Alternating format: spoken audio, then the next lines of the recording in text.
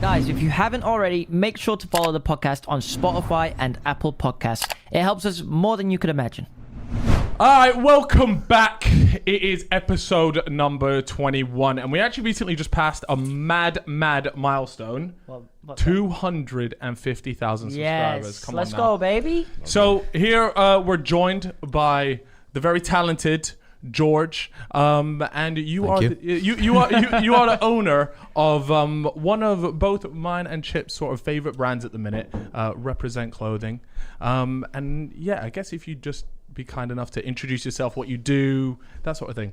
Yeah, man. Well, my name's George. I'm 27, owner of the brand Represent, creative director, CEO, whatever you want to call it. Don't really like putting a name on it, but Yeah. it is what it is. Started this brand nearly 10 years ago now. 2012? 2012. Well, 2011 it came about, but 2012 I actually like started the website. Yeah, that's when it started going. Yeah, exactly.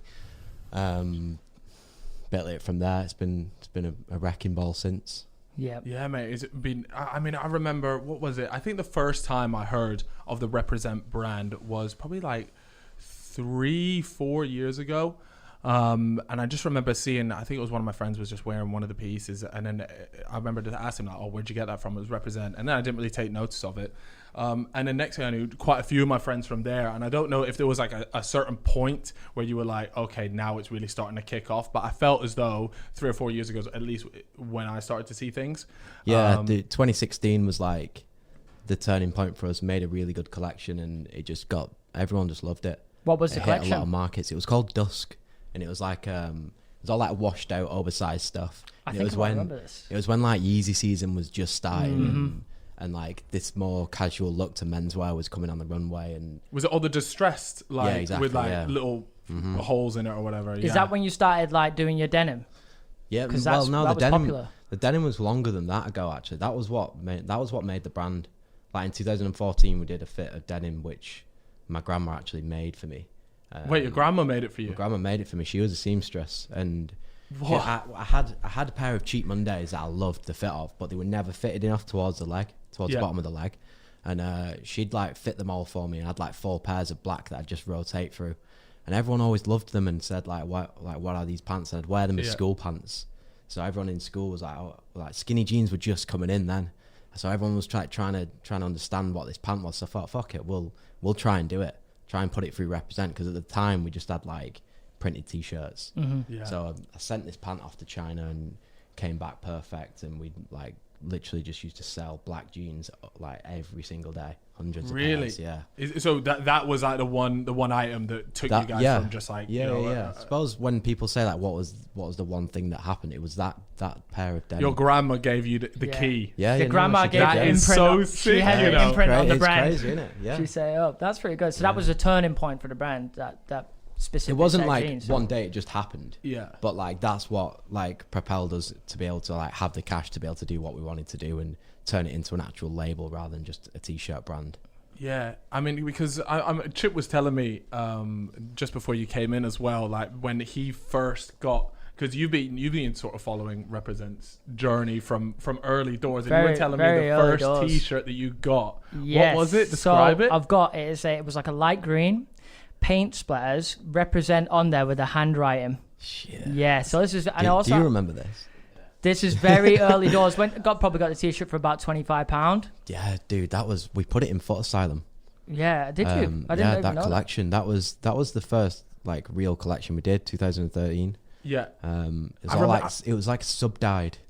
The logo was cut out of it in white, like signature. There was also a black one that had like a little speckles on it. Yeah, something like that. Also had a little hat beanie. The logo on the front. Was this like the era, you know, when hype was becoming a thing? Dude, we collabed with Hype on that collection. Yeah, that was like the thing. That when he says that, I literally just think like back in that era, it was all about hype, and that it was the exact pattern. It was like the really colourful, and then you had sort of like the handwriting logo across the front. And at the time, that was just absolutely Are they popping. still going as a brand? I don't. Yeah, I think it's Is like it a still kids about? brand now. Yeah, Kids Yeah, brand, mainly yeah, kids. okay. You do They see went- like little 12-year-olds cutting about in it. Bro, the backpacks I think do really Yeah. well. yeah. Every we school both kid. went in massive separate directions. We started together like as like young lads doing the brands because we do all the trade shows together. Did you know the guy that ran the brand? Yeah, some weird stuff happened with the owners and Really? yeah, I don't know what happened. I remember like I remember at the probably like 2 years or a year after they sort of blew up.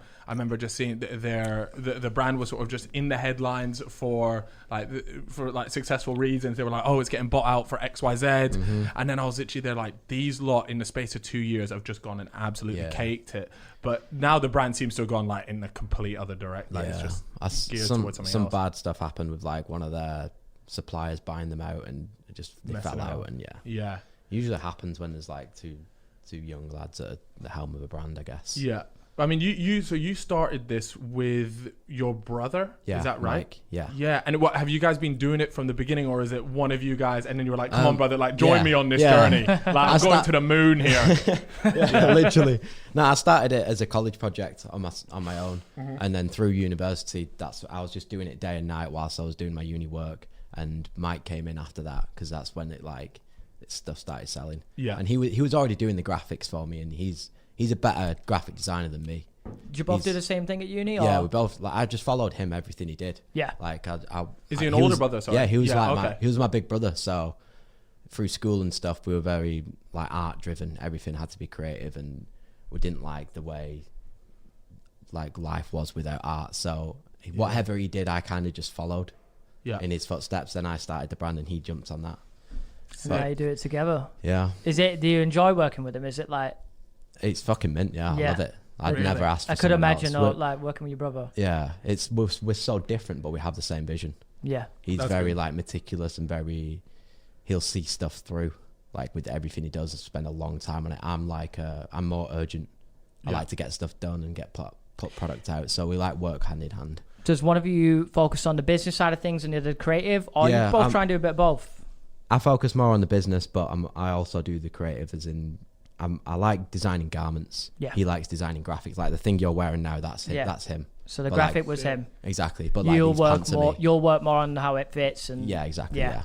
Yeah. Okay. That's so cool. I mean, because one of the things that, and I also read up as well that there is sort of like this rule within business, or and you sort of gone against it, which was like never mix your friends or family with business. Yeah. And you've sort of just said, fuck that, and you went and hired a bunch of friends and you own it with your brother. So like, and obviously it's worked out pretty well. Yeah. But like, what's that? Surely there comes a time where one of your mates isn't necessarily pulling their weight. They may be slacking a little bit, and you've got to go, look, you need to either step it up. And surely there's some sort of like tension in that when it comes to there is, but there's also like the element of like mutual respect. And if you can work hard and your mates can work hard and you're working on the same thing and there's benefits for both of you, and like you're both building your careers through it, then that never really came into place. Yeah. Have you ever had to fire a friend? Because I can imagine that is probably but for bad things though, like for stealing. Fired like best friends for stealing, but never like fired them because they're not good at the job, because you can always put someone into a different part of the business. Okay. Give them something else to do, I guess. Yeah. So you only fire them really if they're getting like straight red cards, essentially. Yeah, exactly. Yeah.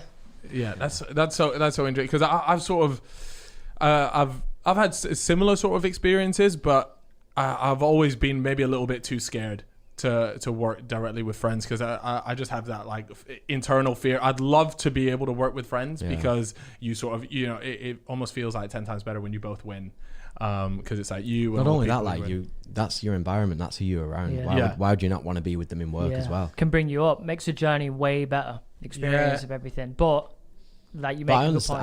I understand people say don't mix it, but what are you two are friends, right? Mm-hmm. You two are sat next to each other now doing business. It's true. Yeah, it's true. But neither of us could fire each other. I don't know. We could fall out. Yeah, exactly. You could fall out. But you should have the same mindset in business. Yeah. Like I'd never fire Mike. Yeah. He'd never fire me. We wouldn't fire people when you unless- love something and you're working together on it. If you both love it as much as you say you do, Yeah, you're if gonna work hard for it, aren't if you? you've got the same vision, there's like, and that vision always stays ahead of you, and you don't like go and get that thing that you need and then it's over.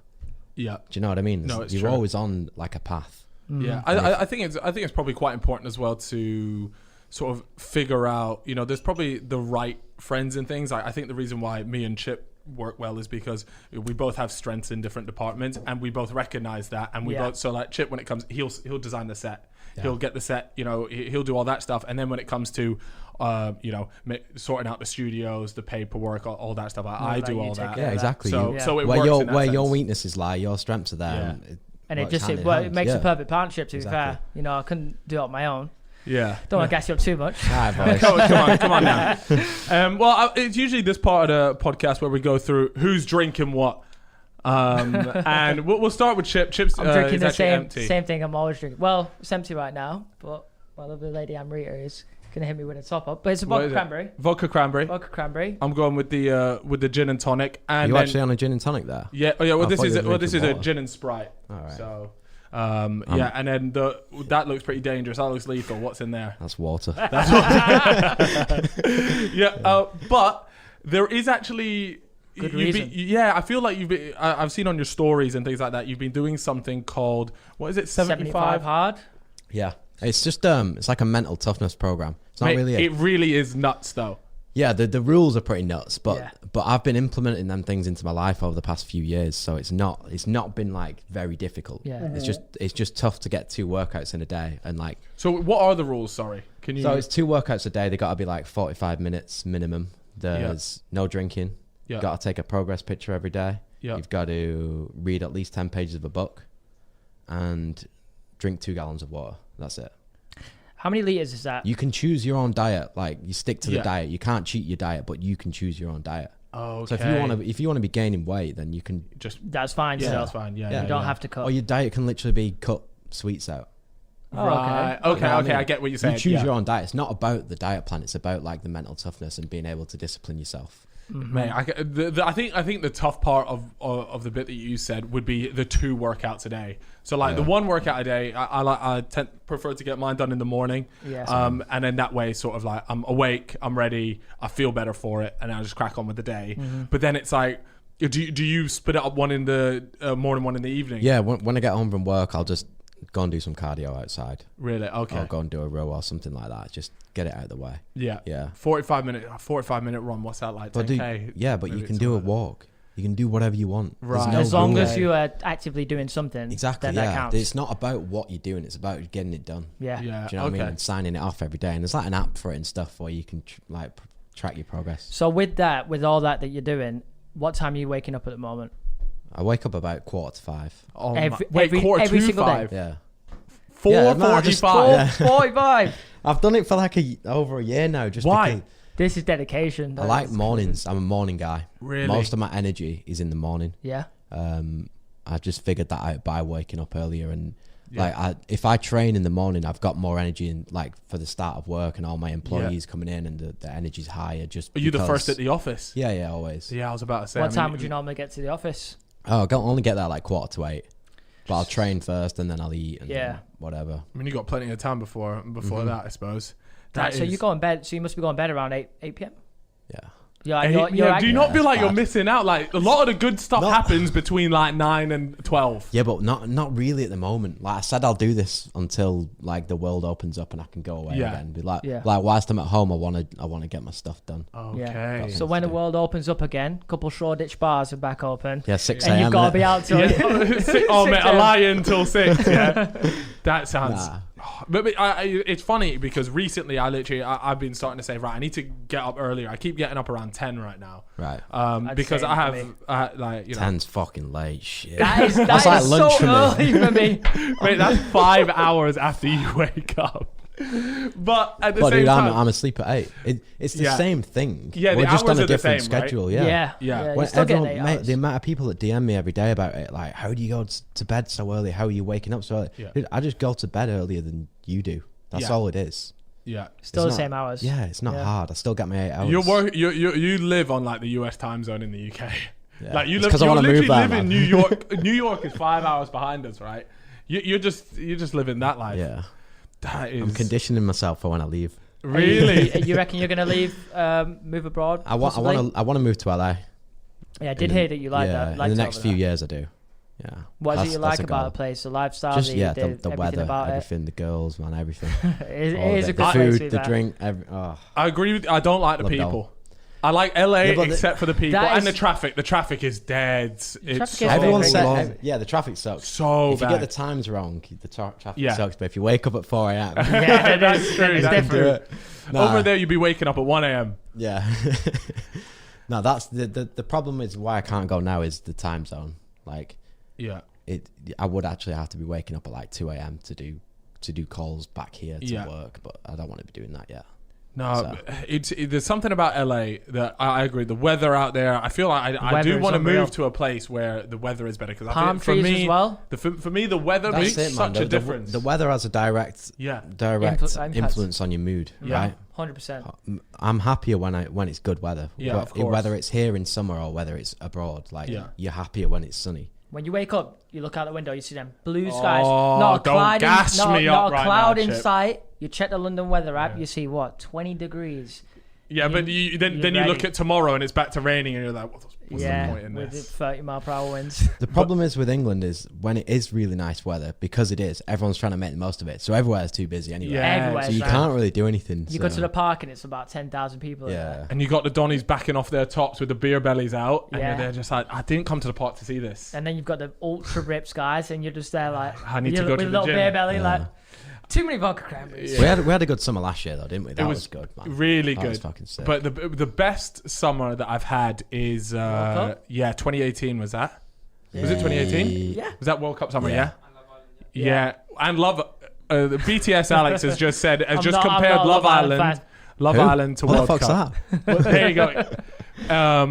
Yeah, But no, the World Cup- that was World good. Cup phenomenal. Do you watch Yeah. much football? Don't watch football, but I watched the World Cup and I watched the Yeah. Euros. Yeah. I was Euros actually in a bar in LA when England got knocked out, Pain. and it was like 11 a.m. there, and we were drinking in this like Saddle Ranch, it's called. Uh-huh. And it was, I was I've so seen that. upset. That's the Man, spot I all the was TikTokers so- go Saddle to. Yeah, Ranch. dude, yeah, they do, yeah. Yeah. All the TikTokers Everyone are Yeah, goes Saddle there. Ranch, heard about that. one of the TikTok donnies had a scrap there, you know. Yeah, Bryce Hall wasn't Yeah, it? yeah. I Yeah. saw him have a scrap. So why is that place so popular? It's just popular because it's always open and it serves shitloads of food, and like it's just the bar that you go. It's like a ranch. It's do a you good know what spot. I mean? yeah. Yeah, it's sick. good. It's got a good atmosphere, and they're always playing like old rock songs, and there's like Okay, one nice. of them bull things that you ride, and it's pretty cool. Okay, I've wanted to do one of them bull riding things. When you were there, you were watching England Croatia, right? Yeah. When it got knocked out, was it like anybody really interested, or was it? Oh just yeah, you? there was English people in there. Really? Yeah, loads. Packed. Mate, there's a lot of English people in LA. Mhm. Yeah, Yeah. that's I mean that for me, that World Cup. Where was I was in Ibiza at the time. So Were you? that you want to talk about like Getting upset. yeah. Terrible British people abroad in Ibiza. remember where It I was was. primed, and I remember there the free kick went in, and obviously we thought we'd done it at that Yeah. point. And it was carnage in there, and then by the end of it, like glasses Where were was getting it? I smashed, and I was was there in like, Shoreditch. I hate British people. What's that? You were in Ibiza living up. I was in Yeah. Shoreditch. Yeah, there's the clips of like people. I think it was Bar kick. Finsbury Park, where they had the whole crowd, and there's that very like sort of famous / viral clip of everyone when the free kick goes in, the beer's going in the air, I've and seen it that. was like a mosh. seen How that. much of like a high and low was that in one like Oh. hour? Oh no, that wasn't. Crazy. That wasn't enjoyable. But it's interesting because so many people, even if you don't watch much football, it's like, yeah, but the World Cup and the Euros, because they're around the summertime as well, like everyone just gets involved, and it's such a good atmosphere. Yeah. I remember 2018 If was you just did, undefeated. do you support a football club still, even, or have a club? No, not really. But if you were gonna have one, it would Is definitely, there- definitely thing be is, Manchester United, wouldn't it? Everyone asks wherever you go. As soon as you get in a taxi and they hear your accent, Would- like would- United or City, and it's like It's not United. City. Though, I'll it just never say be- United. Bolton all the time. Wanderers. No, Do they- Where is it? Wigan Athletic. Are they even Where's it's existing Bolton anymore? North? That's Manchester? next door to where my office is, actually. Yeah. Who is? The stadium. Oh, Bolton okay. Wanderers, Yeah. It's North Manchester, yeah. Yeah. Do you know where Oldham Not is? doing too well, are they?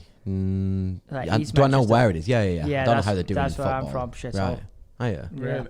Yeah. Raj's takeaway. Oh yeah, got some great takeaways. That's probably it. Yeah. But yeah, that's my accent's all over the place. So to be fair, isn't it? So I mean, you're talking to the wrong guy. Mine's even worse. Yes, now it is time for the first ad read. All right, guys, of course, we're back here with our favorite alcoholic beverage, some lovely, delicious tasting, scrumptious. Scrumptious? You like that? Nah. Give me a better word than scrumptious. Voluptuous beer. Yes, guys, that's right. We're here with Beer 52. You love to hear it. Now, you guys already know we actually received loads of pictures of people with the pictures of their beers because we've obviously done this offer on previous podcasts and so many people copped it because at the end of the day, you're getting a free case of beer. All you have to do is pay the postage. Now, the postage is $5.95. But Bargain. It is 8 beers. So 8 beers. Do the quick maths for me, and you'll realize that it is an absolute bargain. And that's what we do on this podcast, all right? Mm-hmm. Now, it is so important you understand what exactly these beers are. They're 8 Belgian craft beers, which is just delicious. Now, because we're not able to actually go anywhere at the minute, but Beer 52 are giving you guys the opportunity to transport yourself to a cozy Belgian beer cafe. Ooh. Now, we can celebrate the country's ancient and world-famous beer expertise with a case of 8 craft beers from some of their finest breweries. Try and say that word. What? Breweries? Brewery. Nah, I said that right, bro. Yeah, that's hard, man. Yeah. It's them lips. Anyways, these all you have to do is go to beer52.com/fellas. What is that, Chet? beer52.com/fellas. Love thought that. I wasn't Nah, primed already. You're tuned in. You tuned in. You know me. And all you have to do is cover the $5.95 postage. Beer 52 will deliver them straight to your door. It's 10p a bit. Now, Beer 52's beer boffins are on a demented mission to find the very best beer anywhere on the planet. So every month they visit a different country. We're still in Belgium right now. Find the best small batch breweries and sample their finest craft beers, and then carefully curate a case to be sent to their lucky members. It's a hard job, but somebody has to do it at the end of the day. Anyways, guys, this month is a case from one of the world's foremost beer nations, Belgium, which is obviously delicious. You ever had Belgian beer? We have had Belgian beer, actually. Quite a few times. When we go to Tomorrowland, we always get ourselves a little beer. Yeah, you already know. Come on now. Okay, guys. So if you don't like dark beer, they also have light beer. So you can just choose 8 light beers. I'm a light beer, man. It has to be. Absolutely for me. It has to be. So, guys, if you like the sound of that, and always, guys, there's no minimum commitment. So if you guys just want the beer, have that. Cancel it, and look, you've just got a case of 8 beers for $5.95. There's no minimum commitment with this, which is fantastic. If you guys like the sound of that, beer52.com/fellas. Enjoy that. Don't say the fellas don't help you out. Word. Where are you from? Well, I was born in London, and then I moved to Vietnam for like 7 years, and then from there to Russia really? For like a year, then Egypt for like 4 years, then Scotland. Finished school in Scotland, then moved down here. I lived here for like 7 or 8 years now. So you've been around. Yeah, no, but it was sick. You enjoyed it all. Oh, mate, it was class. Living abroad was sick. But I remember, like, because my dad would obviously every few years he'd have to come into my room and sort of break me the news that I was having to leave my school and all my mates. And like sometimes, like in Russia, I've only been there a year and I've just started making friends. And he comes in, he goes, we're moving again. And I'm there like, you're taking the piss. You know, I've locked him out my room. I'm in there crying. I'm like 10, 11 years old. I don't want to move. But the thing was, like, every time once I'd moved after like 2 or 3 weeks of being in the new place, I was like, yeah, this place is sick. Keep in touch on BBM though, right? No, it was MSN back then, you know. MSN. Do you ever use MSN? Yeah. Back then, I didn't have BBM. No, I never had BBM. Didn't like the little keyboards on the Blackberries. Yeah, I didn't like that. I was a Samsung. You know, do you remember the slide up Samsung? I had a slide up Samsung. Yeah, I did that Samsung. Yeah. Or the Motorola Razr, the flip. Yeah, they were sick. But the people that had those, they were like breaded. I think they relaunched them like not long ago. I saw that big marketing campaign. It was fucking weird. I saw that. Yeah, I feel like it did not take off though. Have you seen the latest one? They've recreated like the Motorola like Razr in the sense that it's the flip, but the screen is one, so you're just like folding a screen. Does that make sense? Yeah. Have you seen it? Nah, I haven't seen that though. It's a folding phone, but the screen folds as well. Technology, man. Bro, they're doing a madness. Razer are trying to make a comeback. It's all about them Nokias back in the day. Do you remember the Nokias? The Unbreakable. Oh my snake god! Put that shit in a washing machine. It's coming out even better. You could do. I remember seeing tests like people would do the craziest stuff, like pinging them at walls, like taking baseball bats to it. That thing could survive a nuclear attack, mate. It was unbelievable.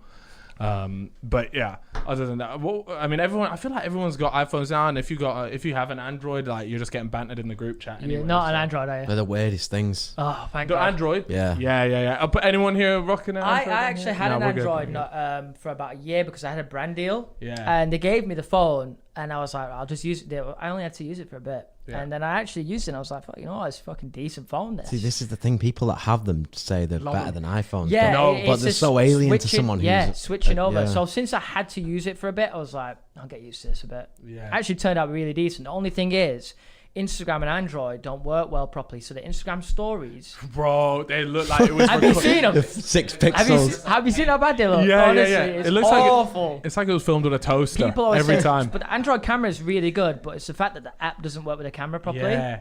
So and there are emojis as well. Yeah. Have you seen the emojis they use? They're tragic. Stinkers. So tragic. But yeah, no, I remember. Yeah, moving around school was cool. But the biggest problem I had, with moving around with school, to bring it back to like a bit of a fashion thing, right? Is every country I went to, like a different thing was cool to wear.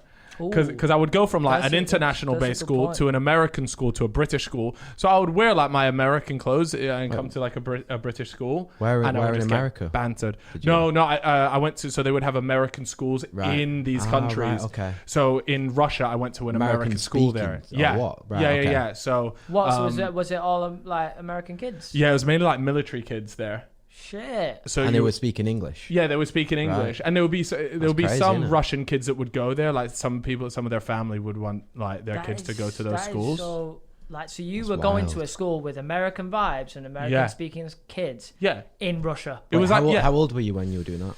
Well, I moved to Vietnam when I was 3. And then left Vietnam when I was 9, I think. And then when I went to like the American school in Russia, I would have been like 11. Wow. 11, 12. So, but it was just really weird because what I thought would be cool there, and then I went to Egypt, and you go to like a British school or whatever, and then it's just the people are like, "What are you wearing?" And I'm there like, "This was cool." Like 2 weeks ago when I was in Russia. Now you've said that though. Represent besides the UK. What would you say like is the biggest market for the brand? Is it US and Germany? Yeah. Germany. Yeah, both online with the UK really. That's interesting. How do you think it took off over there? What was it? I think me and Mike are massively inspired by American stuff. Yeah, we grew up like skating, long hair, skinny jeans, Vans. Wait, you used to have long hair? Yeah, dude, like down past shoulders. That's like, funny because I wrote a question down. I was going to ask you, didn't I? I said to you guys, I was going to ask him if he skates because you did speak about having skating inspiration back in the day. BMXing, rollerblading. We were like.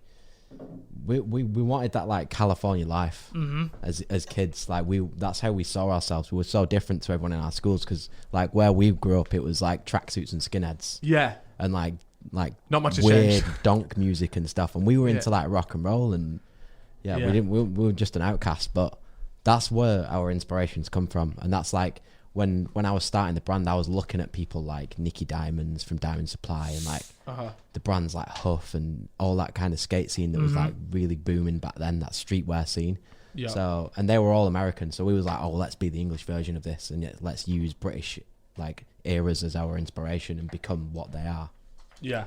So you know when you first started the brand, the very first week it really started kicking off. How did you go about doing your very first Represent drop? Like, what was that? How many pieces was it? What was it? It's 25 t-shirts. Yeah. Jeez. And they were printed on... probably got one. I wish I did. It was, it cost me, I think it was £150. It was a printing company they were in South Wales, and basically they were doing merch, like, because there was like a bit of a merch boom at that time, like 2011. For bands and like artists and stuff. Exactly, yeah. Brands were just printing the logos and stuff and selling it everywhere, like on tour, obviously. 50 quid a tour. Like they still do now, but it was just a big thing in like streetwear then. Yeah. So we just went to one of them print houses and just said, well, you put this logo on a t-shirt, and like it was horrible. Like the print came under your armpit and stuff. It was that big. And then we set up a big cartel That was like Yeah, Big I cartel. remember that was like the them, original Shopify. Uh-huh. Set that up, put them on, and then You could get on probably like, sold all of them to my friends and not on Big Cartel. But did No, you it's back then there was like a home page, and it was like if your store managed to get onto that home page, like it would start People would banging. see it. Yeah, exactly. Yeah. Didn't know about They that. had like Yeah. a ranking list of like, That's top it. brands, and if you got on there, then you were flying. I'm pretty sure that's how Hype were Yeah, the yeah, same, yeah. right? They were always number one in They were there. all, and Yeah. that is like that's how I first heard of them. That's at interesting. It's like the a time. leaderboard. Yeah, for because well, brands. that's how I Cartel. was gonna do my very about first that. merch. Was through that, and so I did loads of research into Big Cartel and just having a little look through it, and then I kept coming across this Hype. I was always number one. It just wasn't moving, and I was there like, what is going on with this? Wait, is Big Cartel still a thing, or did that become Shopify? No, it's still a thing. I Oh, just it's think its they own just got thing. eaten It just up by Shopify is yeah. just a monster now, Yeah. I mean, really. that's what everyone uses, right? Mm-hmm.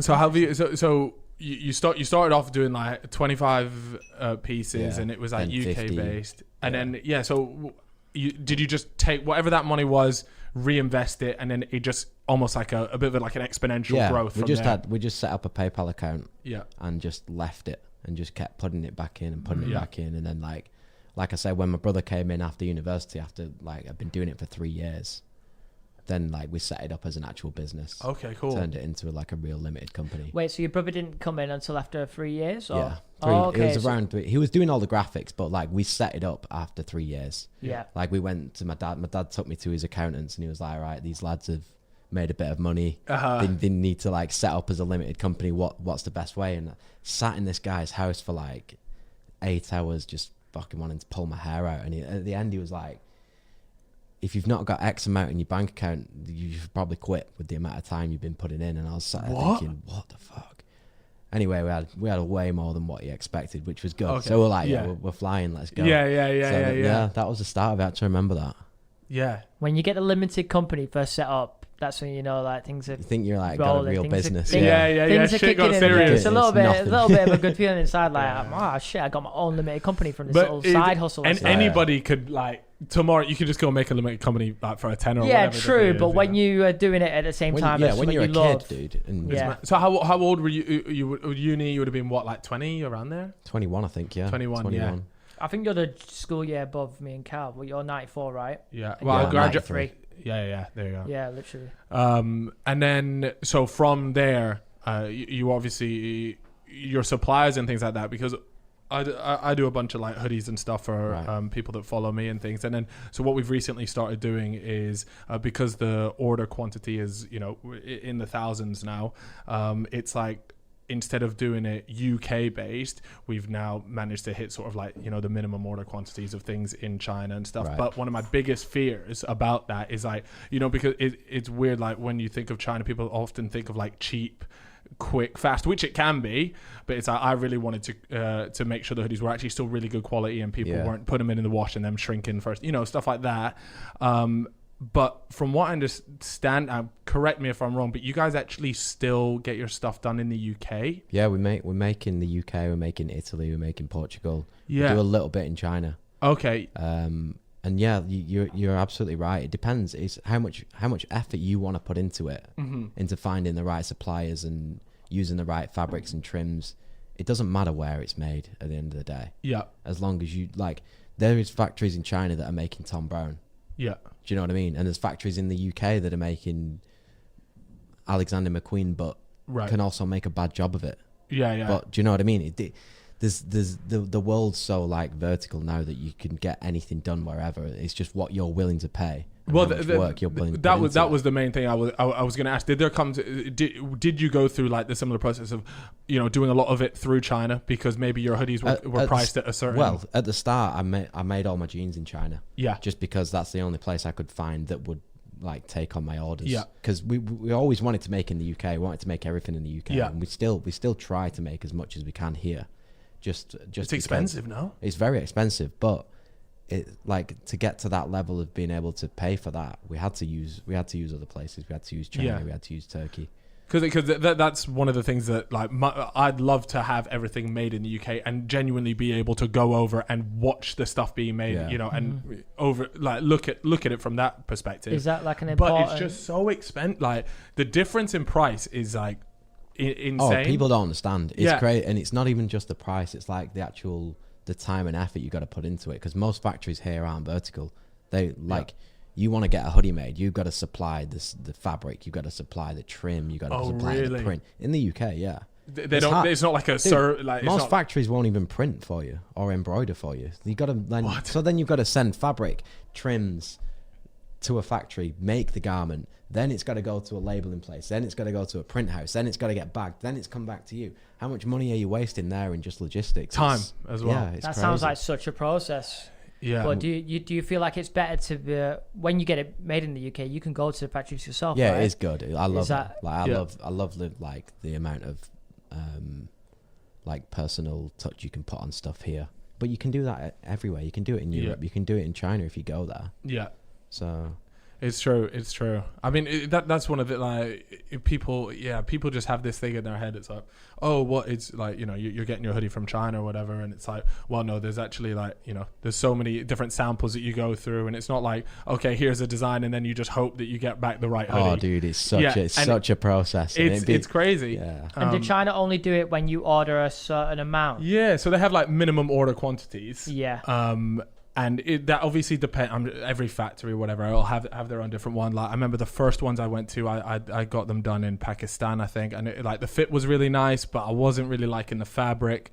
And then we got another one done in Turkey as well. Where were you finding your suppliers, like Alibaba? We had I was working with a company that was helping me do all the sourcing. Right, okay. So it wasn't me directly because I didn't have the time to it. Because just the time consumption. It's ridiculous. I used to spend every single night just looking for suppliers online. Yeah.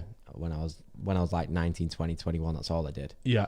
Because I don't know, but it's hard, mate. It's like having conversations with suppliers all day, every day, and when you've got like 10 of them on the go. Is there a language barrier ever? Oh yeah. Oh mate. So bad, especially with China. I feel like it'd be quite a nightmare trying to talk to someone. Some of the stuff we've received, like I mean, Amri, she knows, like some of the stuff we've received. You look at it and you go, what? This is the furthest thing from what I asked for. I don't know how they've managed to get this. And so you've got to go through it. But it's almost like, you're sort of like rolling the dice a little bit. You're certain you've sent them everything that they need to make it. And it comes back, just what is going on? I did some knee holes in jeans, like across the knee for the first time in China. And they did the hole the wrong way. Wait. So they went vertically down? They all came to my house and I cried. That's the last time I remember crying. And I was on the floor in my mum's kitchen, just literally crying my eyes out. Wait. I'd ordered like 2,000 pairs of jeans. Oh, what a disaster. That's when I actually left China for like 5 years after that. Really? I said I'll never do it again. Oh my God. So you ordered, let's say 2,000 of them. You had samples before, or did you just gamble? No, we had samples before, and we'd send drawings and we'd tell them how we wanted it, and they'd move into production, and but that still happens today. Really? Yeah. You don't see what goes on behind brands. Did you ever manage to say anything to them? Like, look, guys, you get a refund on it. Like, I told them I was crying. Sent a picture, like, how girls, when they're going through like a little phase, they're sat in bed and they take a little picture and put it on their Instagram story of them just like crying. He's gone and sent him that, like, look what you've done. Turn all your profile pictures to black, like don't snap back. Yeah, it's so hard because like the language barrier's there, and they don't have like. They don't have the empathy that you have for your own garments, so it's just you can't do anything. They're not asked. You got to move on from it, and as when I was young, I couldn't move on from stuff like that, and I'd emotionally attached to them. That's a lot of bread as well. If you've ordered 2,000, wasted a lot, big waste of we, money. We worked in like a little shed in my dad's back garden, and I remember my mates came down because my mates worked with us as well. They came down and they were like, where the fuck's George? And I was in the kitchen asleep on the floor, just like after a cry. Nobody come and speak to me. No, I can imagine. Like, have you ever had any sort of like howler stories like that? You've gotten so far down the line, and then you've gone and ordered X amount of them, and then you've got them and you've gone, we just can't sell these. We're not going to sell these. Yeah, it happened recently actually, just with but it's because we're so meticulous with stuff now. Like everything has to be perfect. Yeah. Like we were supposed to launch a t-shirt a few weeks ago, which is like our first fitted t-shirt we've ever done. And it's really nice fabric and it's great, but the neck hole, like it has to be made a certain way so it sits on your neck, or else it will stretch out and the back will go wavy. Yeah. And there was like 2 centimeters out on it, and I couldn't do it. Really? We had, Like these are the the Yeah. levels we're Attention talking to here. detail. Yeah, There, like we had that. like a few thousand in each color in the warehouse already, and I just thought, nah, I'm not putting them out. Scrap Just- this. Yeah, because I want people to buy the product and buy it and buy it and buy it and never Yeah. go anywhere else. Like, Yeah. I want the brand to be like their thing. It's like you brought out a new product recently, the 24/7 pants. Yeah. And I saw a story or a little like promotional video you had about it where you want it to be worn any time of the day. You go gym, you'll work, whatever. These are the pants you wear. Yeah. And I feel like that's you were really pushing that Yeah, those I mean pants. that idea came about because like last summer when everything was locked down and I was just in the office every day with Mike and James, and we were just wondering like, should we make like an activewear brand? And like I always saw there was a gap between the Nike and the Gymsharks, and then like Lululemon. Lululemon's expensive, Nike and Gymshark's very cheap. People don't want to. Well, I don't want to anyway. I don't want to walk around in the day in something that has a Nike tick or a Gymshark logo or something that shows that like this is gym wear. Right. So I wanted to make a brand that was in between gym wear and fashion, but didn't really show its logo much, and you could wear it to both things. You could wear it in the gym or you could wear it to work. And there's not really a brand that's like that. That's very, very, very plain, very easy, but like covers both ends. Yeah. Because I would wear Nike tracksuit pants with one of my vintage tees to work every single day. Yeah. So it was like. Is there a reason why you didn't, or why is we it didn't make the brand? Yeah. Because I wanted to keep it in Represent. Like Represent is my life. So I thought I don't want to go and take energy and work and commitment away from Represent to build this other brand, because something might happen to that. So I'll put it as like an extra, like an arm in the business. Yeah. So now we've called it 247 by Represent, and that's that's what that's developing into. So like next month it has a full collection with it, rather than just a pant. But the pant was just a tester because I thought that this thing could happen with it, and it was insane. Really? Has it been like one of the best things you saw? It's unbelievable. Really? Yeah. Like up until last year, we'd be ordering like 500 pairs of pants for a release, and we sold out. It was just great. I think we sold like 10,000 pairs in black in a month. Jesus Christ! It's just mental.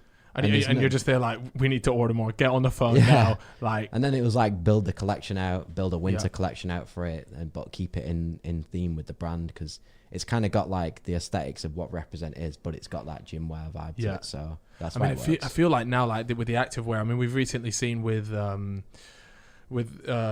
Ben from Gymshark, like I mean, that's just been valued at just over $1 billion. Yeah, crazy, maybe way more than that now.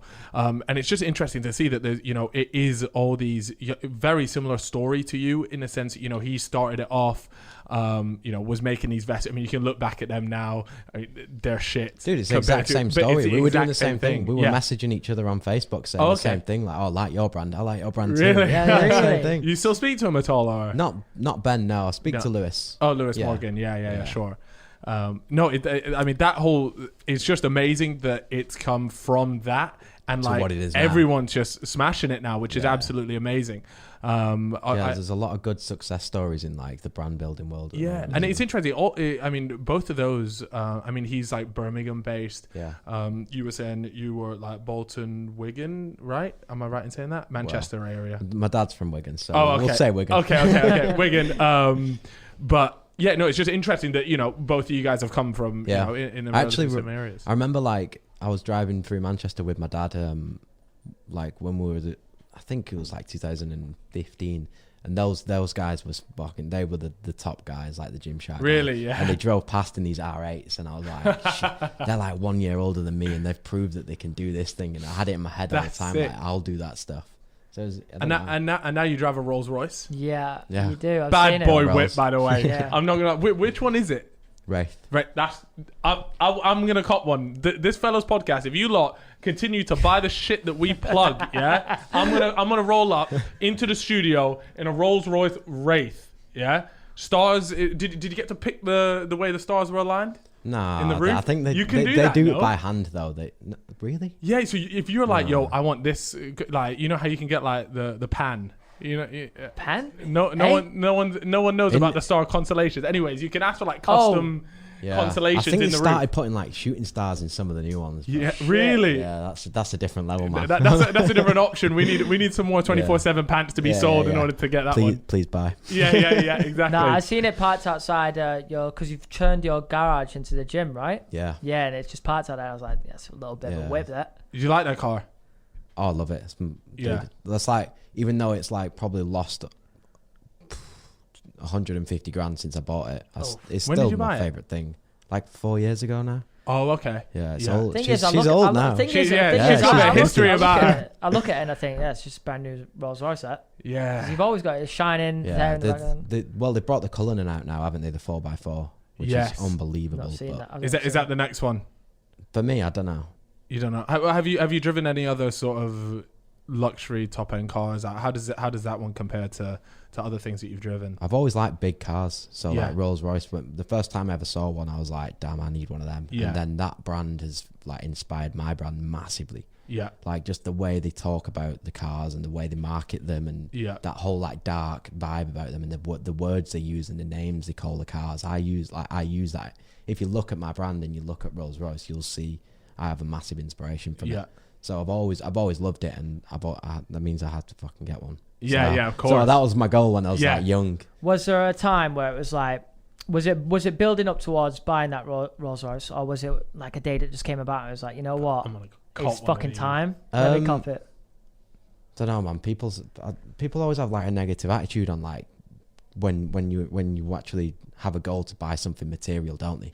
Nah, It's man. weird, isn't Nah, it? you Like, can but do when what I you was want, when man. I was like 18, 19, 20, I was like, that I need a Rolls Royce. Like, Yeah. and then the first Rolls Royce I bought was like a Ghost, and it was like pretty old, and it had been fucked around, and Yeah. like, they'd clocked it and stuff, but I wasn't bothered, dude, because I was just like, when This I is get a a Rolls. and You I had a got it Rolls, and I was like yeah. 21. I was like, yeah, I'm going getting it now, Dad. And it was like, yeah, go and get it, lad. No And way. I just remember driving it home thinking like, this is the biggest thing I've ever sat in. Yeah. Then And then I was you like- got the tax bill through and you're like, I didn't think this through.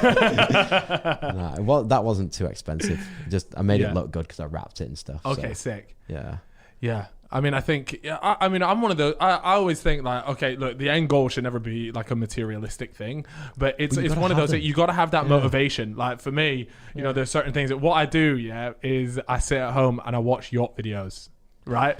And I look at them and Nothing wrong with that. yeah. I look at him and I go, this is the biggest waste of money I've ever seen. No person in their right mind, unless you're absolutely breaded to the max, then you just don't buy a yacht, right? It's not, you don't buy one to make money. But I just look at it and I go, I'm gonna have one of these one day at some point. But it's just one like, and that's what drives me. But if that's in your head Yeah. for the next however many years, then you're gonna work towards that, aren't you? Yeah. Like that's manifesting, isn't it? Really, and it's a real thing because I fucking did it myself. Yeah. Like, I used to look at them cars every single day, draw them every day, and then get them, and then you move on to the next thing. Yeah. Now here you But are. it's Parked outside the gym. Yeah, your own gym, which is No sick. But have you seen another car that I've been sort of tempted by, but I've heard like not bad things about them, but like, I've heard mixed reviews. Maybe is the Lamborghini Urus, the 4x4 Lambo. See, You it know? looks peng. It does look peng. But I don't know if I had that, if I was going to get a car. It's like of what, that like value. 200 to 250 grand, something like that, maybe less. I'm not sure, but it's around that sort of price mark. Have you seen that car? Don't think Yeah, so. yeah, they're nice. Do you like it? I like big, quiet, like relaxed Yeah. cars. I've always been into. Would you ever drive an electric car? Little Tesla, maybe. Do you know what? I've never drove one. I've never even Neither sat have in a I. Tesla. I've No. never. I've I've always sat in wanted one. to, but Yeah, one of my friends had him, and he had like sort of that ludicrous mode. yeah. It was Is that what it's called? well, it was JME when he got his first. When Model Tesla S. was first becoming like a really big thing, he got that Model S, and he was like, "Oh, come sit in it." So I sat in it, and then I didn't know, but it had this thing called ludicrous mode. He's like, "Oh, like check this out." He's gone and put it in, and it's honestly like. You get pushed back into the seat. It's like being in a rocket ship. I'm not even Yeah. joking. It is absolutely nuts, and I love like But what there's they've done with it. there's no noise. No, it's dead quiet. Although I've heard people have been like, I like love the i8, roar, you know. In the i8, you know what they've done? Yeah, they've added in engine sounds. Yes, it And I had. Joel go, had it. Terrible. that's an L. That is an L. Like, Bad shit. you can't. I hope that if someone like, if you like the car, then that's whatever. That's fine. But there's got to be a setting to turn that off. Yeah. Because every time you're hearing like, come you go through the speakers. shut up, it's not even real. But the thing is, it does actually sound real. You think? Yeah, well, when I went in Joel's car, he used Okay. to put the foot down. Couldn't really tell that it was a fake noise. Nah, you would know, Yeah. bro. It's The thing is, all cars will have to be electric in the next few years. Yeah, so they will. waiting for that electric rolls then. yeah, that'll be Yeah. happening soon. Yeah, They've got that thing as maybe well that'll be where the next one. Mhm. I'll wait it out. Yeah. you buy an electric car, you can put it on your business and stuff. They're trying to just Yeah. promote the idea of buying electric cars, aren't they? I did see that. Yeah. Instead of having to pay a bunch of tax on it. Yeah. Hey, look. If I need to buy a car for my business, then It's gonna be I don't want anyone asking any questions. Yeah. Okay. You seen an electric car turn up outside my house? Yeah. Just know that it was Nothing. all done Nothing. properly. Okay. No, but is there anything in terms of goals now? You got the roles. Is there not necessarily something materialistic, but is there something that you're like, this is the next thing I'm trying to hit? I always look at houses, man. Like, I spend every day on like Zillow and stuff like that. Like, Oh, so you're looking in America. If you're on Yeah. Zillow, then you're on your American. that's where my next house will be. Okay. Definitely. That's like a big goal. Yeah.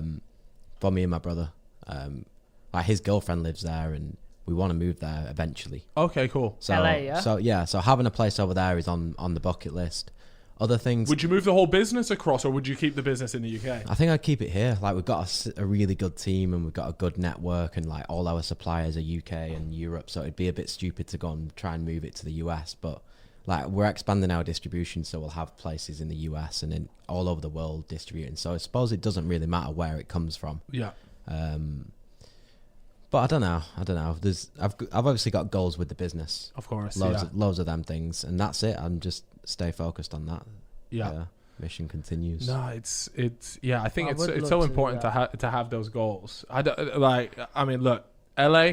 I go there. I've done things where like I'll stay there for like a month. I enjoy it. The house Yeah, that's parties what I are do. class. Yeah. Like the that sort of side of things is just amazing. I really enjoy that. But then eventually the people just wear down on me, and there's nothing. Is that not the people that you're around though? Like, No, in the UK it's very different. In the UK it's so different. Everyone here, like out there, it's everything. Well, maybe it's the people that I'm around in it LA. might be because when we go to LA, Bro, it's like we constant hang flexing. I around. hate it. We hang around Dude, if with you're LA around- YouTubers. yeah, that's the he problem won't be- you've he got. won't The be hanging worst around. going out there. I have but like they drive me nuts. But like you said, I'm obviously going out there and I'm already getting put in meeting these people. Yeah. That's your circle out yeah, there. that's what I mean. Yeah. So- So I've got YouTube friends out there and fucking vloggers and stuff. Yeah. And they are all tapped. They're all crazy. They're all really But tapped. you just distance yourself from Yeah. them. So No, it's true. Stay a bit away. Yeah.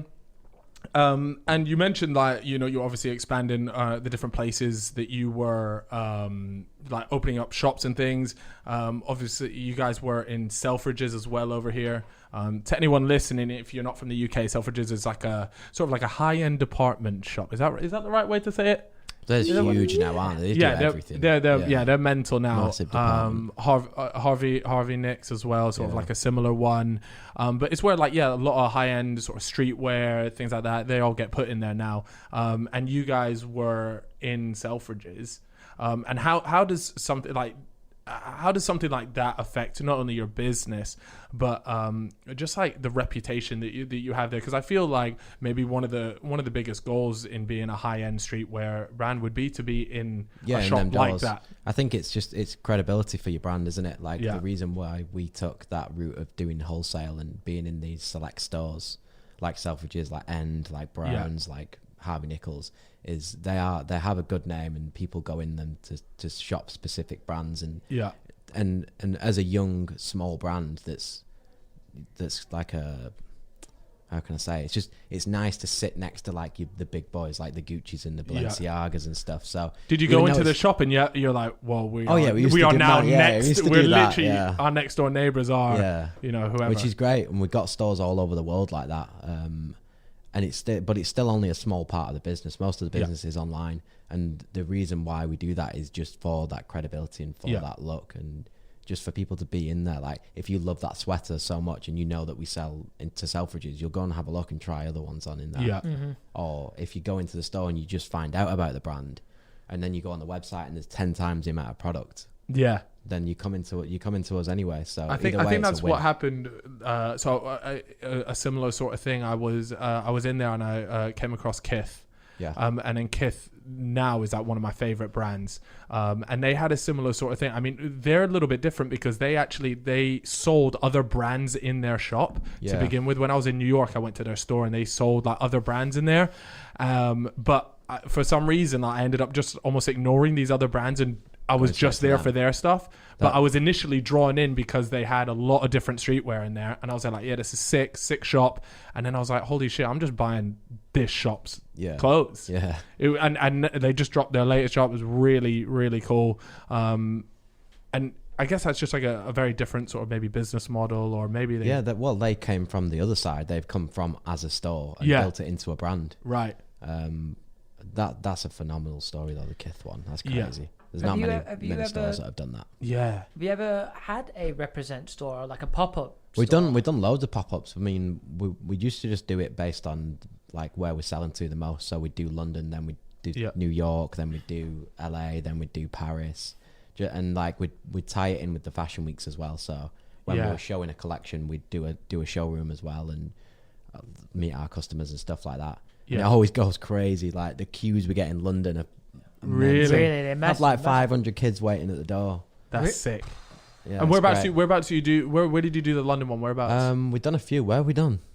We've done one in Shoreditch, and we're actually Was it like when we went into lockdown? Yeah. That day, yeah. No. It was literally like 3 days before. Wasn't Box Park, was it, that you did? We didn't do Box Park. No. We did it at Protein Studios, and we did it at where Brick Lane is. Yeah. Oh, Brick Lane, yeah. Bar, there's like sick. a skate shop and stuff. Yeah. Brick Lane's just a cool place in general. There, it's really nice. Lots of vintage clothes there too. Yeah, we used to do loads of pop-ups, man. I love that stuff. Yeah. And the old Baker store. Oh, okay. Yeah. Carnaby Street, yeah. Would you be at every pop-up like you and your brother? Oh, yeah, of every course. Single one? I mean, a lot of kids don't go to buy clothes. They just go to ask you questions. Yeah, I can imagine. You obviously know what it's like. They just want to meet you and do stuff like that. So. Yeah. They'll look up fun. to you. They want to start their own brand, man. and all that stuff. Yeah, dude. If I could have done that when I was younger and met like brand owners, I would have. So you got to give them back. Yeah, definitely. Man, that's sick. And how does something like you getting put into stores, are you having to like go out and contact them, or did you just get like an email or a contact one day, or how does stuff like that work? Yeah, usually we always played the organic route, and we always played the like, let's not fucking go knocking on anyone's door. Sure. Let's not try and like piss anyone off because we're a small brand. So yeah, we'd just wait for it to come to us. Maybe it weren't the right idea as a younger brand, but it paid off in the end. Yeah. But I remember like I was going around a trade show in Paris and like checked my email, and then it was like, oh, an email from Selfridges, and it was like, oh, we want to buy your brand, and it's like, yes, let's fucking go. And it just happened like that over and over. Yeah. And they're just like massive achievements that you like celebrated back then, but now it's like they come in every day. It's normal. It's just normal. It's all part of it though. Yeah. Like it's the same sort of thing. Yeah. That first email from Selfridges, that must hit different. Yeah, dude, I remember that. I was like, opening it up. We want you in the stores like that. Must hit that must have been. And it like from there as well, it's just a snowball effect, really. Yeah, exactly. If you can get a good sell through, they'll order more, and then they'll speak to other buyers, and everyone will be watching you because you're in this store and you're in this store, and then it opens up and snowball. And do you have someone that like works on that now? Because you've got how many employees do you have working at Represent now? I only have 16. 16. Okay. Yeah, we have a showroom though in Milan that deals with all the wholesale trade. Oh, interesting. So there's like 2 seasons a year, fall, winter, and spring, summer. And the showroom's open for like a month during each thing, where all the buyers will come to that, and the buyers from the stores. So like Selfridges buyer. I get you now. Yeah. So Selfridges will send someone over to Milan, and they'll be like, okay, what do you want to put in the shops? Yeah. Oh, okay, sick. Is it you trying to show them what products you're bringing out? So you show them like a collection in advance. Okay. Yeah. So like just recently we've shown fall, winter in January, so all the buyers would go to that, look at the collection, place their orders. They'd get delivery in like July, August. And how far ahead are you? Because I've noticed that lately is the biggest thing that I like. So I when I first started, I went to people. I was like, yeah, I want this made. Blah blah blah. This is how I want it. I need sort of 5,000 of these hoodies, and I want them in 3 months. And they went, nah, you lost your mind. And I was there like, what? It's 3 months. You lot telling me you can't just turn on the machine, let it run overnight, and they'll be done in the morning. What's wrong with you? It doesn't work like that. And now I'm doing sort of like, I mean, they want me to be doing a year in advance. I haven't quite let that part of me go yet. But, you know, at the moment, it's like, you know, 7-8 months. Yes. If you think like, Elon Musk is making fucking how many thousands of Teslas a day? Yeah. And we can't make one hoodie. Yeah. And you just think like, what the... Hold on I'll a ask for a sample. They say, yeah, all right, it'll be with you in a month. Yeah.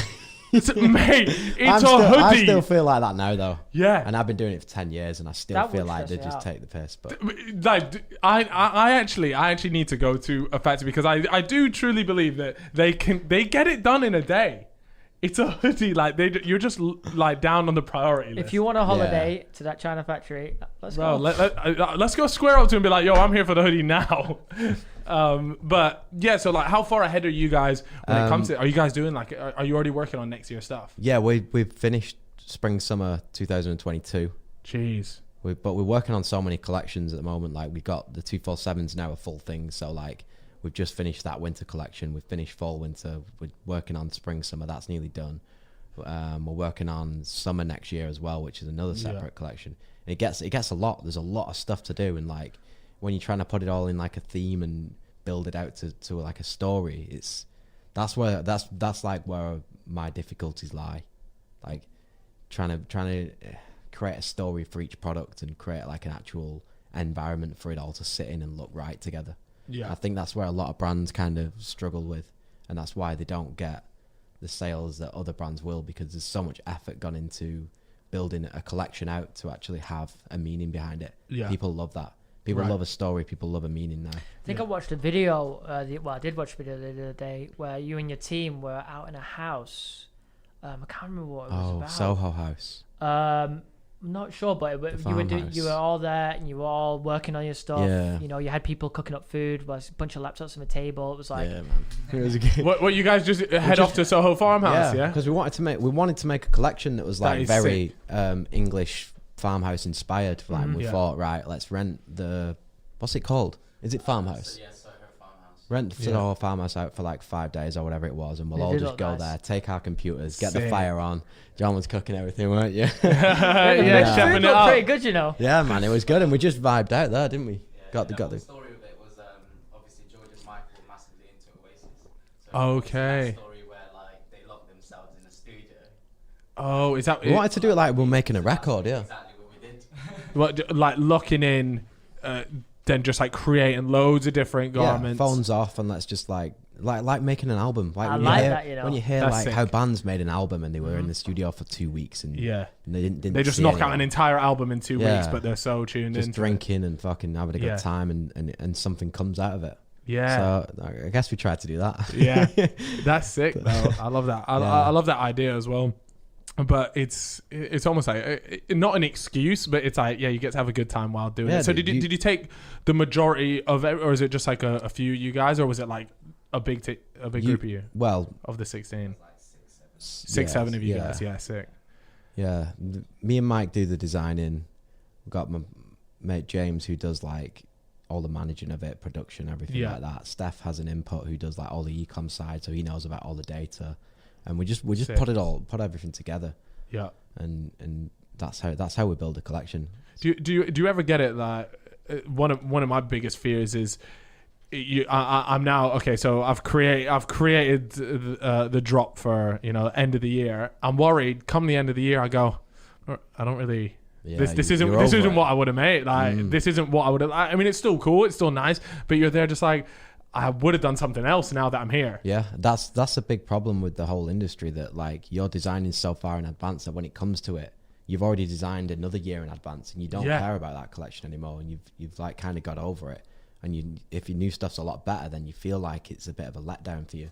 Yeah. So then it's how do you promote something that you've done so far ago that It doesn't really feel the Yeah, same. Like yeah, in yeah. your head, Yeah, in your head, you're already Yeah. like a year So- on. So this stuff doesn't excite you as much. Yeah, so that's where it's hard.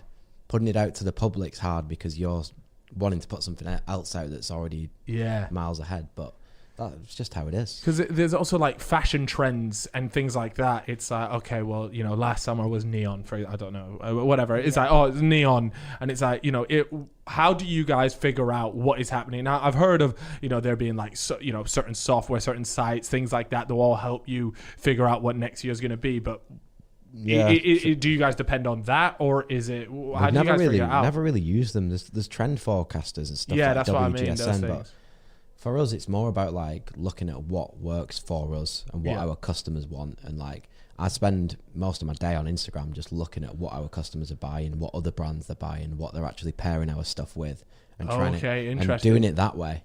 Yeah. Because they're essentially that's your customer. You got to be a servant to that customer. So if they're all wearing a specific shoe paired with our jeans or paired with our pants, then why aren't we making a shoe that's in the line of that kind of shoe? Do you know what I mean? Mm-hmm. So that's where like an idea will come from. Yeah. And you do make a lot of your own shoes now as well. Yeah, actually, we do, don't yeah. you? When did you drop your first shoe? 2015. And then ever since then, you've just gone with it. No, that's the hardest struggle. You said a hoodie takes 6 months. Yeah. Try making a shoe. Yeah, well, we had one of my friends has friend, just started his shoe brand called Right. No Two Ways. Right. Okay. And he's sort of been going through the same sort of thing, and I mean his stuff has been doing amazingly well. But it's just, I talked to him about the hoodies, and then he just says, okay, now imagine all your problems, but times it by 2. Yeah. You then have like the issue of shoes, because it's such a hard like market to sort of get into, And even just the communication, because it's like, I know clothes are 3D, but you can draw clothes and you can give them a pattern. With a shoe, it's not that. There's so many like the different shaping pieces and the of last shoes, and right. like how it all comes together and the fit of it. Everything's just a struggle. We've done hundreds of trips to Italy and Portugal trying to get shoes right. Yeah. But it only just kind of took off last year for us for shoes. Yeah. And that's with is it the Raptor ones? Raptor, yeah. They're You've the got- ones. you've got- Because you actually have a pair. I got a pair Yeah. because I wanted to sort of, because I've always had shoes that have always been Nike, Adidas, maybe the odd Puma one, but it's been very rare for me to go and buy a shoe from like a clothing own, you know what I mean? Like it's hard to stray away from the very generic one. So I was there like, let me just go and buy a pair of shoes and just see what it's like. And I just found that the shoes just go with so many of the other things that I wear, and that was the main thing for me. I didn't want anything outrageous. I didn't want anything, that looked like really bright or whatever. I just wanted a shoe that's going to go with my jeans, my cargo pants, everything. Yeah, and that's the design idea behind it. Like what I just said then. Like I look at my customer and they're all wearing Nike Dunks. Mm-hmm. So I need to make a luxury dunk that looks way better than a dunk, has a better shape than a dunk, and fits better with the pant than a dunk, but make it our own. Yeah, and that's like the initial concept between like anything. Yeah, and how, like, in terms of shoe sales and things like that, how have you found them in comparison to like the clothing stuff? Because people are almost more willing to pay more for shoes. Yeah, if definitely. that makes sense. Yeah. And shoes for a guy is like a handbag for a girl. Yeah. Mm-hmm. Yeah. That's bang on. Guys will spend $800 on the shoes, but not a lot on their outfit. No, for sure. So it's good. We've priced our shoes at what we think is the right price, and we've made them like as good quality as we can, and it works. And it's just working at the moment. That's exciting. Yeah, you have over the years. I remember when the brand first started out, and the t-shirts were only like 25 quid. Yeah. And as you've gone, the prices have gone up, but you're aiming now at like luxury streetwear almost. Is that what you would call it? Yeah, we just found the right balance. Yeah. The right price point to where it's not too expensive, but it's also the same quality of things that are 5 times the price. Yeah. Made in the same places and doing the same thing, but we've got the ability, because we're a small brand and we don't have to distribute to all these stores and stuff like that we can underprice all the luxury brands, but we're still at like the best quality possible. So I mean, that's one of the biggest things I've noticed, right, is that actually a lot of these brands that I'm sure people are wearing right now listening to it, they might be, I'm not going to name any names, but they're in quotations, high-end streetwear, but actually it's your run-of-the-mill t-shirt. Yeah. Like, I'm talking like £1.50 per t, like, you know, like No, real. I don't think that low, but But like, I'm talking, you know, really cheap t-shirts that, you know, just it does not reflect the price that they're paying at. And obviously, as you would expect, as with anything in life, you often pay for the brand, and Yeah, that's exactly. and The that's power of the totally brand. fine, and that's cool.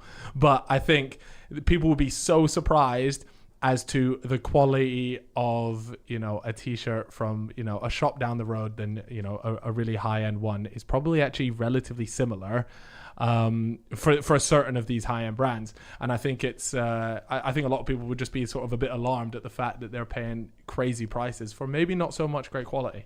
yeah, it's brand power, isn't it? They can Yeah. do what they want when they're at like that level. But I've always believed in just giving the customer the best thing possible, because Yeah. then they'll come back and they'll come back and they'll come back, and you won't need to spend all your money on Facebook ads and all these marketing tricks and all that stuff. If you've got a loyal fan base that'll follow you with whatever you do, and Yeah. you keep delivering the best thing, then it can't not work, right? Yeah. I mean, it was like I went to Selfridges a couple of years ago with Simon, our friend Simon, and I think he bought a Justin Bieber merch t-shirt, 80-something quid. Nice. They'd left a Gildan tag on it, No. so it was just a Gildan t-shirt, Really? which is how much probably to Mate, make? it's With just a nothing. standard, you know, screen But print at the or same time, whatever. like merch t-shirts, at the same time, like you would sort of be like, it is a merch t-shirt. Like, you're not exactly Yeah, buying it, they expecting always quality. overpriced there, Yeah, aren't they? you're not expecting quality, but yeah, no, there's probably so much of that stuff that goes on, but they just take out the Gildan t-shirt that's tag. true. But Oh, dude, there's way worse than that. Yeah. Really? I could tell you some things.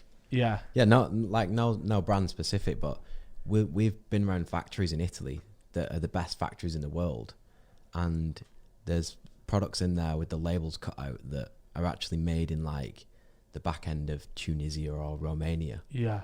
brought into Italy to then restitch a label in that says made in Made Italy. in Italy. I was literally about to say, yeah, This is a huge thing in the industry, but like loads of brands do it. yeah. just to cut them costs and Just to and cut then, them costs, and then dude, sell yeah. for a And higher plus, price. if you put made in Italy, people go, bloody hell, this must be top stuff. But got- actually, it just got imported into Italy. But it goes and back then to the sent start, like what we were talking about at the start. It doesn't matter where the product's made, Yeah. No, as it long just as it's matters about quality. Yeah, like Yeah. they could be getting made elsewhere and it's coming in and it's actually as good quality as Italy. So why does it actually matter? Yeah. That's just That's the true. world, isn't it? Yeah. They've all That's just the way been it works. convinced that shit's from Italy, which means Yeah, oh, it's just in your great. head, isn't yeah, it? it's, That's in, what it's it a is, head yeah. thing. Yeah, it's just It's a true. mental thing. One of the stories that we actually read about yourself was that you actually Chip mentioned obviously Justin Bieber and how there was like a story around that, how you bumped into him and then he just asked for a bunch of garms and then he started wearing them. Like, how exactly Yeah. did that work? Like, that's obviously a pretty sick plug. Nowadays, I mean, I went on your guys the Represent Instagram and you've got, you know, everyone, like loads of people are wearing it That's now. all but John. yeah. But it, you know, it's at the point where it's like, you know, getting Justin Bieber, one of the biggest people, especially in a time that we're talking, you know, when he was, was was it his Purpose tour? 2016 Purpose I Tour. mean, that is a banging album, by the way. I don't Yeah, want to it hear was. It was any sick, slander on that album ever because that But shit he was- bangs. He- It's so if you watch his invested. latest documentary on his new album, like he was going through some bad shit then, and he like Yeah. cancelled the tour, didn't he? Yeah. I remember. But yeah, that. we met him in our friend's restaurant. He like booked it out one night whilst we was in Manchester, and my friend texted me Not like, a table, just the whole. just the whole thing. Just My yeah. friend That's texted me like, oh, right. Like, What, the I whole think- restaurant? We do that sometimes, don't we? Like when we Yeah. turn The up to a whole place, we thing. said, "This is for the Oh, fellas." I'll now. book This out is for the McDonald's. fellas." This is Yeah. for the fellas. Yeah. Yeah, and we were already in there having a drink, and my mate was just like, "Yeah, let's just stay in. Few of you can stay in and whatever." And he came in and he was like, he looked at James. James is like our general manager guy, and he looked at James. He was like, walked over and he was like, "Dude, where the fuck are all your clothes from?" And James was like, "Oh, this is our brand. This is our own shit. Yeah. Gave his card to his like bodyguard, I think whatever he was, Yeah. and he just texted him and said like, "Can you bring some clothes to the house?" Drove up to this like fucking James Bond kind of house in Cheshire that night, and it was so weird. It was like on a road that was like 5 miles long with nothing there, and there was just girls everywhere, like all Yeah. of this like one lane road in like the middle of the night.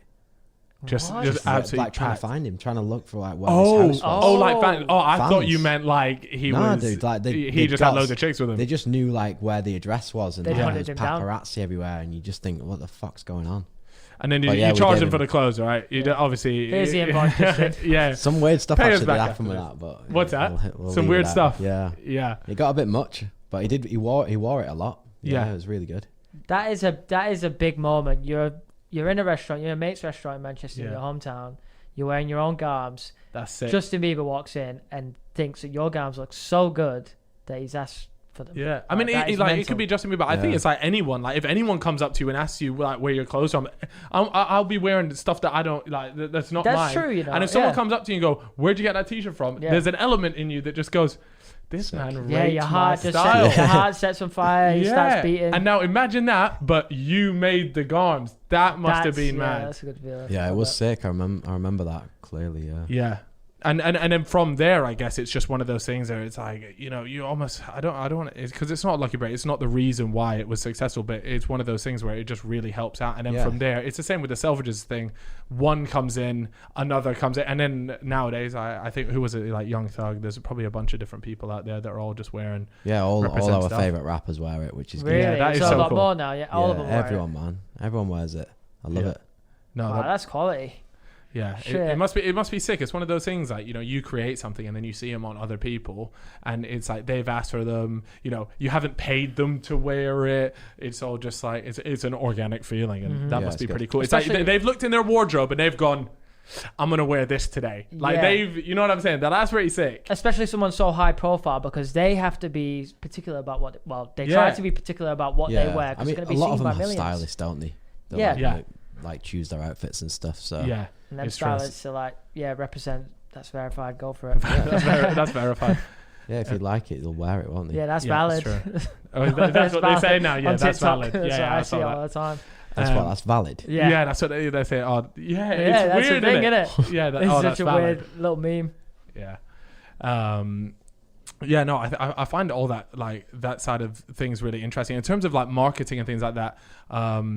I'm not gonna use the word influencers because I really despise the word. But like in terms of Instagram models, reality TV people, even YouTubers, whatever it might be, have you guys done much work with that, or is it? No, It's less because, like, for example, a company like Tesla, Yeah. they don't do anything. I'm talking Yeah. no ads, no nothing. How have you guys sort of approached your marketing and things like that? Always from the first day, like we always said, like we'll be organic with it. We don't want to go and have like an influencer marketing program where people are shouting about the brand and doing YouTube videos and putting like link in the bio and stuff like that. Like that was never us. We didn't want to do that. Like we're trying to promote a high quality product that we want people to want, not someone to like get shoved in the face like buy this, buy this. So we never really touched on influencers. We have like the micro guys that are like our customers, but we'll also gift them as well because they got really cool looks. So we'll do that just for content.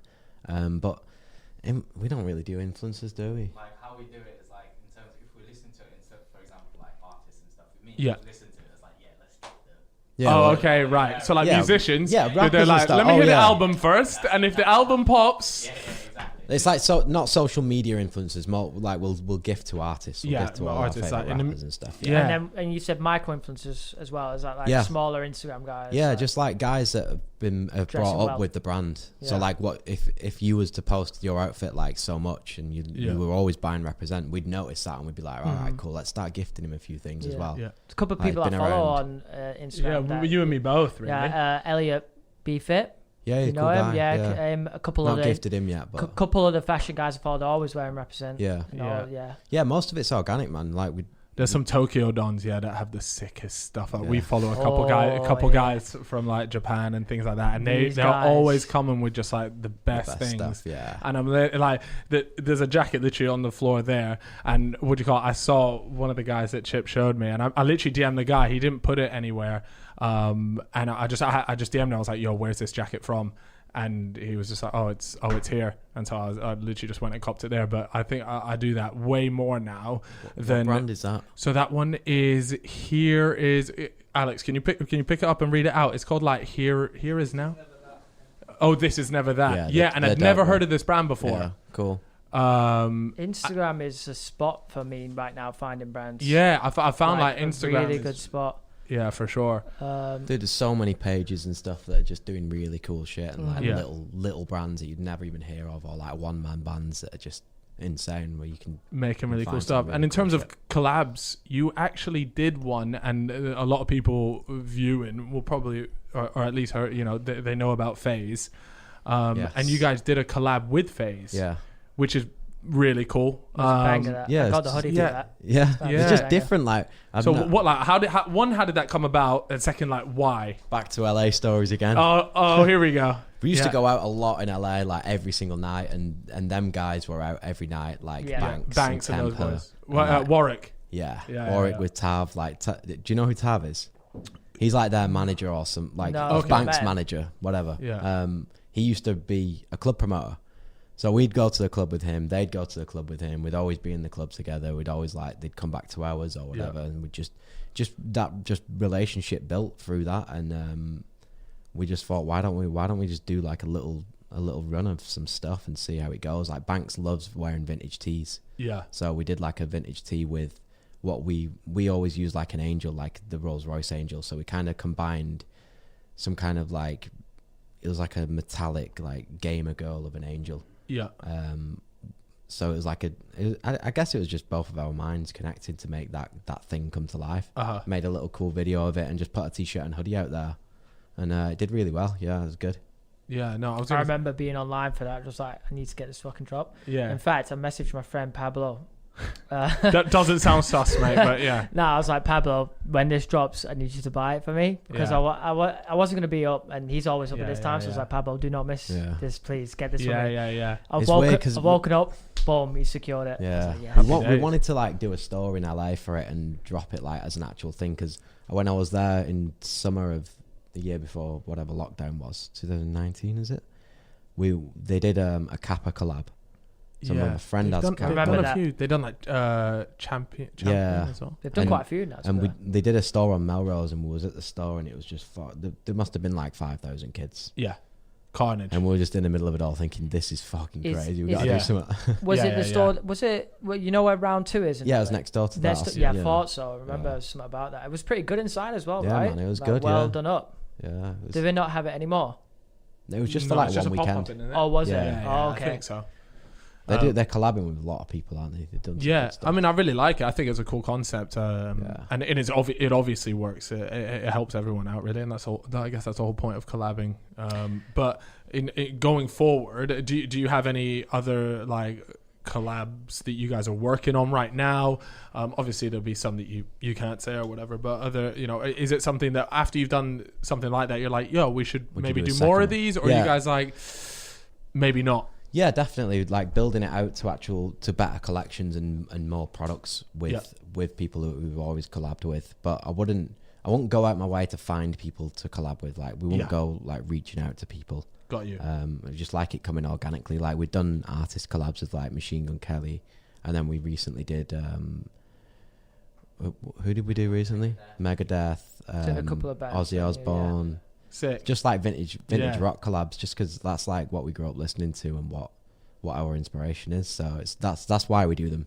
So it fits in the brand. Like I'm not going to go and do some stupid thing just to make money. Yeah, of course. You got to meet them in a club first. Yeah, you know? exactly. Gotta have a few Yeah, good, gotta few have good a few nights drinks, first. See what yeah, happens. exactly. Yeah. The thing about LA clubs, if you notice, they always close at 2 a.m., which is very early. Yeah, Like that's that's the thing. Like, think But I then think what happens is everyone then goes to Yeah. a house party, and then it goes on till 10 a.m. or whatever. yeah, that's very true. Actually. I'm already asleep by then, bro. Don't Nah, worry. not Not when you're in LA, Your surely time not. different. Yeah, no way. But I think after when they open clubs back up, I think they'll put that later.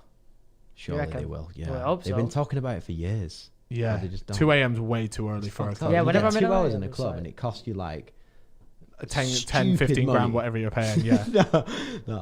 Oh, Not right. all Okay. the I time. mean, That's Vegas just is you, bro. Vegas Oh, is yeah. a 10, 15 grand. Like Vegas. Yeah, have you been to Vegas? Yeah, dude. We did New like Year's. Vegas? We did New Year's Eve in Vegas. and Yeah. It was Oh, like wow. one of them nights, but Now that is a 10, 15 grand night, a Yeah. minimum. Yeah. Oh, that'd be a you banger. regret it though. You regret them fucking big spending nights. Sometimes not New Year's Eve. You can let it slide. It's we went there. One of my friends won a boxing fight, and then we went over there. And it was just, there's way too much. And that's the thing, is there's just so much money gets spent and you're there. And the worst thing to do is when you wake up the next morning and then you start thinking, what could I have spent all that money on? And you start racking up all these sick things you could have bought for like the 10, 15. And if you're doing that 7 nights in a row, it's like, but you are making memories, aren't you, man? Oh, you can't have them times when you're not pissed out your head and fucking with all your mates. The memories that cost a lot, but they're fucking good ones. Yeah, it's true. Whereabouts have you found like your best night out or like partying? Like, has there been a place, maybe in America, even here potentially, that you've been like, this is best night the out. spot?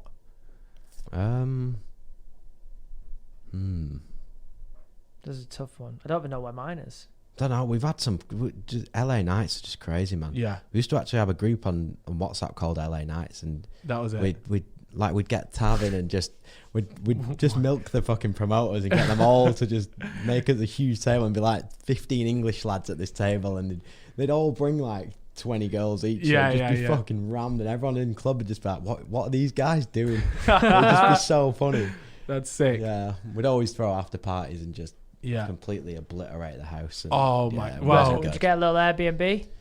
We used to do. Hopefully the owners aren't listening. Dude, I remember one night we had a party, and like literally the first night we got there, and got kicked out the next morning. By the owner? By the owner, yeah. Like police came. I got arrested, but it was like I did it as like a fake one. The police came and I was like, "Oh, can you like arrest me for Snapchat?" Because that's it was like, such a British thing. Back in the day, I got thrown over the hood by this woman like, as a joke, and thinking it was funny. And then next day, we were gone. I seen your Snapchat, and then wait, no, it was a joke. I don't believe it. We had like a pop-up store that we were going to do that week, so we all went to there. We were all in there with our cases, like getting our hair cut the next day. Like, we've got nowhere to stay. Oh, and then what? Did you just find another house, just stay there? Yeah, that's always been the case. Is you go out there, and I feel like usually when you go on holiday, stay in a nice hotel, but LA is just not supposed to be done like that. No, you don't. Staying in a hotel is such a L in LA. Like you have to go get yourself a house, an Airbnb, and just live. Yeah, with your own pool, of course. Yeah, dude, you got to have the pool and the view. Yeah. As long as you got those two things, and you're set. Sweet. Yeah. I remember there's been some crazy times in there, and it's just like I feel like LA is probably the place where I have like some of the craziest stories, and because I don't, like I said, I'm not the biggest fan of the place, but I always have stories from there. In now. Got too many stories. Literally, I know, but there's crazy. I mean, you guys almost you went on one. And I remember I came and visited you out in LA just for one night because I had a different house at the time. And I came over to you, and you guys were like on the verge of getting kicked out. I don't know if you got kicked out in the end. It just is the craziest trip. So we've gone over there. Our Uber guy that's picked us up from the airport, we jump in, and you watch Hangover. Yeah. He does a Mr. Chow voice, and then he drops us. He's like kept doing it the whole thing, so we start calling him Mr. Chow, and he goes, "Boys, I tell you what, I'll take the next 10 days off my work, and you guys rent a car out, and I'll be your driver." Yeah. So we've done that. We've taken a Uber driver. We've rented out a big SUV, and he's come and drive, and he's gone with us to all the clubs. He'll come in the clubs. He came in the club with you. Dude, we used to do that. Pay these guys to just stand next to us. Yeah. Massive guys. It was mental. He had a gun in the SUV. He let us all hold the gun. You've got Gomf in the back waving it around from Wales. See, the thing is, this only happens there. Yeah, never. Can't get in an Uber here and have the funniest conversation and end up going back to yours with the guy and having a drink and then him being your actual like cab driver for the rest of your holiday. It's fucking crazy. Fake IDs as well. I was about to say the story of the fake ID. We've gone there and all of us are like 20. Yeah. But you need to be 21. But we're like, nah, we'll sort this out. So we've gone to like a rough area of LA. We're driving around in the SUV and people are spitting on the car and stuff. Shit. Like, get the fuck out of here. So we're like, what is going on? So we've gone, got fake IDs in the back of this big like Chinese warehouse. Proper little setup with a green screen and all that. We've gone to use them at One Oak. What, you got them made? Like, you got your pictures taken and stuff? Got them made. Why don't you just get UK ones off like older people? I don't know what's happened, but this is what's happened. Mr. Child sorted this out. No. So we've gone to One Oak with our fake IDs, all of us. Maybe one of us is 21. He's gone in first, obviously. And then the rest have followed. The guy looks at my ID and like goes... some fucking super bad story, this, isn't it? Yeah, the guy looks at my ID and goes, "This is fake." gives it to the promoter. Promoter takes me to the side and he goes, he knows your ID's fake. Here's what you're going to do. You're going to go to the cash machine, get $100 out, put it underneath the card, and then walk in and just hand it him. Yeah. We've all just done that. Donnie's just made $700 and we're all in the club. Except for one person. Time. There's one, Who Gib. was it? Gib didn't get in one time. Yeah, so he gives him the $100 and the guy goes, yeah, you're still not getting in. And he just nicked his $100 straight from him. That's fucking meant.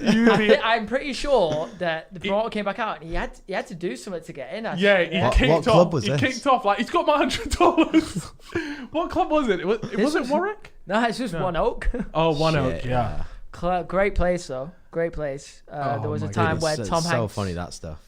Yeah, that only happens there though. But that you'd never get that here. There's literally no chance. And then there was one place I went to in the US, in LA, sorry, which the entrance was through a car park.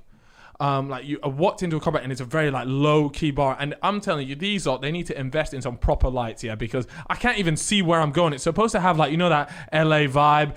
There's probably a celebrity dark in the corner, stuff like that. But I'm I can't even see where I'm going here. This is a little weird and maze. They all wear shades as well. I don't know how they see.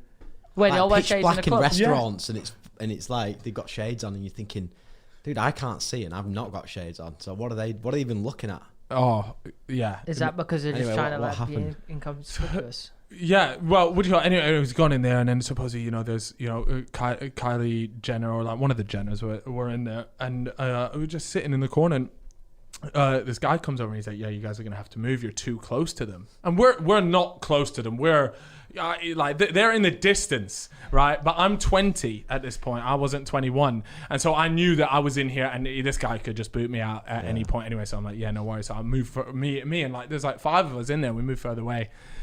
And then he comes over. He's like, you guys are still too close. I'm like, this guy must be on a wind-up. He has to be on a wind-up. We're so far away. We're almost at... This is a small bar. We're far away from the... And it's not like we're sitting there looking at him. We don't give a shit about what you're doing in the corner. This looks like a 20-year-old lad's thing, isn't it? Yeah, we don't give a shit what's happening over there. I don't even know who it is. I can tell that they're a celebrity, but that's it. And we're all just chilling over there. And then eventually, about half an hour later, guy comes over. He's like, you guys are going to have to leave. What? I'm thinking, and we all just got up and left anyways, and we just went to a club and enjoyed the rest of our night. But it was just the weirdest thing ever. And ever since then, I've literally been like, whatever.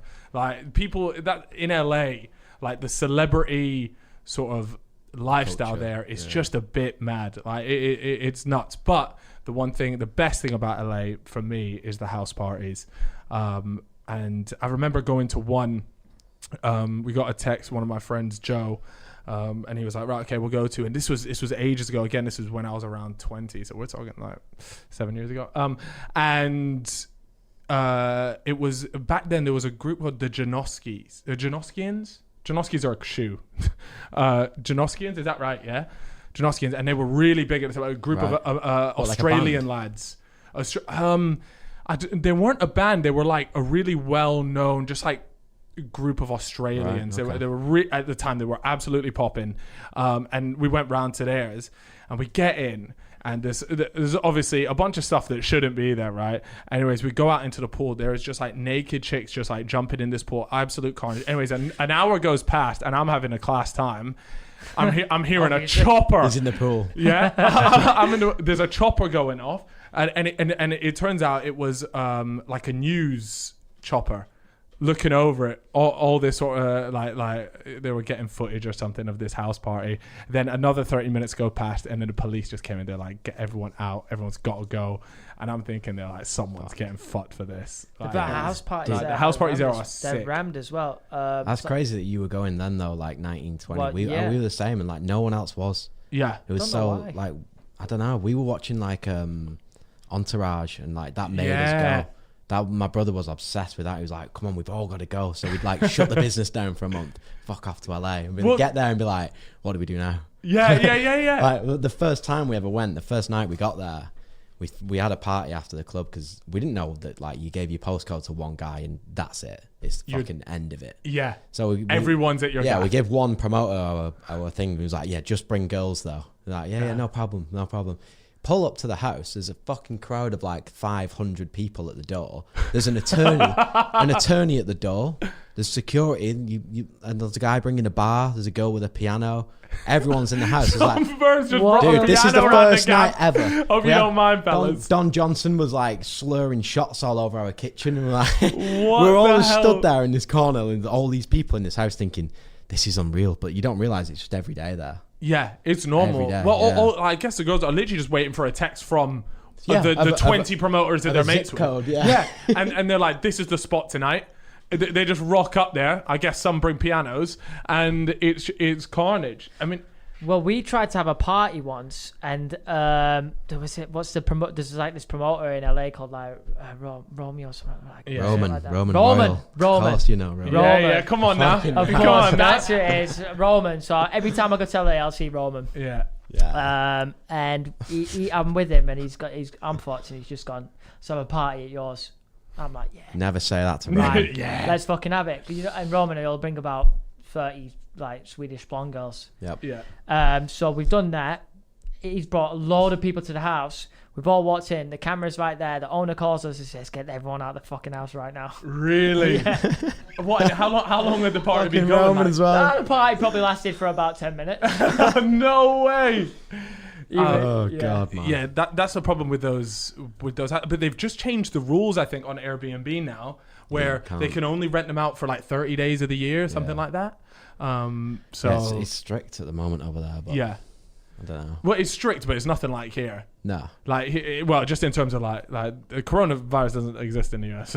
From what I've seen on my Instagram stories, it's carnage out there. Yeah, they're still going clubbing and stuff. It's crazy, but anyways. No, LA's Well, that's great for LA now. in terms of that. So that's what I'm saying. But I think like that would just be like a terrible path for me to go down. For a life, yeah, to live. Yeah, that's what I mean. And I think You're not going making a family out there, are you? no Let's be serious. way, no way. Is there anywhere else in the US that you quite like?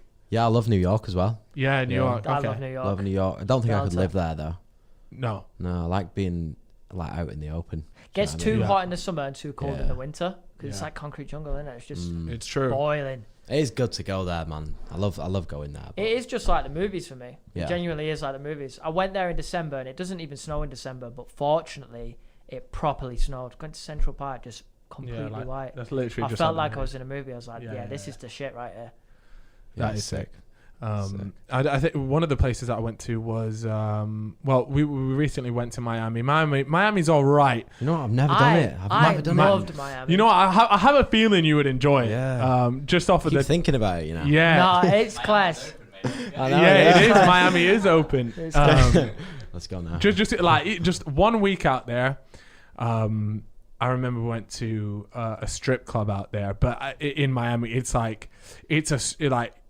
strip clubs a lot of the time have like this sort of like sleazy sort of thing attached to it, but out there it's like going to an LA club, Just a normal club, isn't but it? everyone that's serving you is just a stripper. Yeah. That's what and it's crazy out there. It's a lot of fun. You definitely couldn't live there. No chance No of living way. there. If I actually LA, thought it was you quite can, run down, Miami. yeah, it was. It's like not as built up, like in terms of. Didn't feel as luxurious, that's for sure. Nah, not But at it all. seemed like a party hotspot. Like everyone was there, just kept. Yeah. and it We was went for a Super Bowl weekend. Yeah, Did you? So it was packed. rammed. The beach Yeah. was just rammed. It's just We had a good time. I think you'd like it. Yeah, Someone's no. telling me you'd like it. I'd Worth I'd giving probably a go. end up not coming back though. That's the problem. No, by the sounds of it, it sounds like you just sat like there, get a few houses in the different spots. Yeah. I love Colorado's really nice. Is it? Want to go there as well? Really sick place, man. That place is like if you are like running things. Yeah. Like, I mean, you're in the most beautiful places. That's one of the best I've been to. Colorado's really nice. Houston, I went to. What's the main spot in Houston? What's the name of the? Oh wait, no, it's Texas, Houston. Yeah. I went there for the Super Bowl again. To be honest, I'd And like to go that's- everywhere, that's nuts. every state, but like Yeah. I get to LA, touchdown, and I don't go anywhere. Yeah. Like 'Cause I you're always just loving think, it so much. yeah, let's go do Route 66. Let's drive up to wherever and just never do it. Never get around. When I see my first palm tree, that's it. I'm happy. You're there. I'm happy. Sit. I'm great. You're making me trying to go back, bro. But I need to. Well, the thing is, I don't the do anything when borders I'm out have been there. closed since I was meant to go there ages ago, and I still can't go. Yeah. Oh yeah. Of course. Yeah, You were I was supposed meant to go over to the Bay's house in last March, And and then I just haven't been able to go since. Yeah, that's a pain in the ass. So, and I still don't know when it's going to open. Like, when is I it? think, When is that going to happen? they're on schedule with us, aren't they? Like with this vaccine stuff, and it seems like obviously everyone's saying like towards the end of June stuff will open. I think the borders will open then for UK to US anyway, because they're all on the same kind of line. Yeah. I hope it's this year, man. I'd like to go. Oh no, I I think it will be this year. You think? It has to. I'm praying. Yeah. I do want to go back. For me, I just don't like wearing masks. That's my only thing. Yeah. I just don't like that, but I'm not too bothered about anything else. Yeah, and I think in the US, like they're definitely more lax about things than over here. Well, they're saying like you got to wear double masks in LA. What? Yeah, like 2 masks. Double masks? Yeah. Wait, Nah, really? they're taking the piss. I'm not even I get joking. hot in the store with one little thin blue one. Fucking weird. Really? Nah. But then again, that's such like an American thing. But then it's like not one mask, but you need two. You know. But then in you'll have Texas, people- they've lifted it and there's no mask. So I don't know. That's. But mental. there's going to be a lot of anti-maskers out there, isn't there, in America? I've seen videos like those videos. We've got rights. With the fighting in the fucking we've got rights. CVS and stuff. Holding up a Just burning fucking mask. put one on mine, get over it. Yeah, it's not that deep. Like, it is what it is. All right. Well, I think that probably wraps up the convo for today. Were there any other questions you wanted to ask, Chip, or anything along those lines? I think we drilled absolutely everything. Yeah, we smashed it. We really. I do have a story actually. Oh yeah, what you got? So you know Deansgate Locks, Manchester. Yes. Oh yeah. Very familiar. I was in a club there once, wearing a represent jacket, black jacket with a gold trim, early doors. Nice. And I'm walking downstairs, and the guy, I must have been peppered, and he's probably peppered because he comes up to me happy, and he's like, "You ain't represent?" And I'm like, "Yeah." And he goes, "My mate owns that." And he goes, "Here's a discount code, 15%." And the code was, hopefully it's still not the code. The code was M8. And Just that was like it. eight, That was it. Yeah. And I was just like, "Oh, all right." way. I'm Did pretty it work? Pretty sure. Yeah, it did Dude, work. when was this? Pretty sure he name dropped you as well. Really? Because I was like, "Oh shit!" And I think that might have even been when I found out that George Heaton owned Represent, because I didn't know your name beforehand until I'd met this guy. This would have been back when I lived in Handing Manchester. out discount codes. Yeah. Yeah. That's how we grew the brand, really. Boy, everyone after this is going into the website M8. Oh, Yeah, come on. I hope I've not revealed that one, but it was so long ago. It would have been when I lived back in Manchester. You're talking. Dude, we used to live in them clubs as well. 2014 maybe. Yeah. So it was. We I'm actually not did a sure launch night in one of what them it was clubs. called, but the club. Well, at least a few years ago, it was called Arc. It's the one on the far left. Yeah, dude, Deansgate Sakura ones. it was called. Yeah, I think that's what you're talking about. Yeah. Dude, it might have that's been the what I meant. launch night that we did, and maybe that's why he was giving out codes. I don't Oh, know. that would be a mad. It was on the way to the toilet, and he was just fucked. Yeah, and I was as well. I was just like, "Oh, Sam, man, thanks." Fair enough. Did you use the code? Yeah, Yeah, definitely. Of nice. course, I Where used you the get your code. 15% off? Go get my 15%. Turned off. into a customer for life. So it's Yeah. There It's it worked is. out, hasn't it? decent. Anyways, there we have it. Really appreciate you coming on and nice sharing one. the story. It's amazing. And if you guys do want to check out any of their clothes, you can go ahead and check out Represent Clothing. What's the exact URL? Is it just represent.clo? Clo.com. Clo.com. Yeah. Okay, Same cool. on all the socials. It's all Represent Clo. There you have it. All right, guys, that's going to wrap it up for today. Big shout out to George and the whole team working over at Represent. And then, And me. who knows? Maybe we'll bump into you for an LA night out. 100%. That's on the cards, man. It has to Yeah, be. I'll be living up about to that it. shit. Yeah. Let's go. Let's do it. Exactly. All right, guys. Thank you very much for watching. If you haven't already, subscribe to the YouTube channel, and then, of course, on Spotify as well. And We're Apple. climbing up the charts. There are a couple pagans ahead of us. Like, do you know what? Yeah, we're sitting in the top. We're sitting in the top 40, and you want to know what's right above us? One right above, and this is taking the piss. I was pissed when I saw this. No, who is it? White Noise was that? above us, Who's as in they just play White Noise. And they're thinking, do you know how disrespectful that is? as in it's just a playlist of. Yeah. So that people can go to sleep. What, Anyways, on the podcast app? Yeah. Spotify podcasts. So, anyways, Spotify. guys, we're gonna get into the top 20 this year. We'll get into it in the next few months. That's my prediction. Anyways, guys, much love. Thank you very much, and we'll catch you guys at the next one. Peace. Laters. See you later.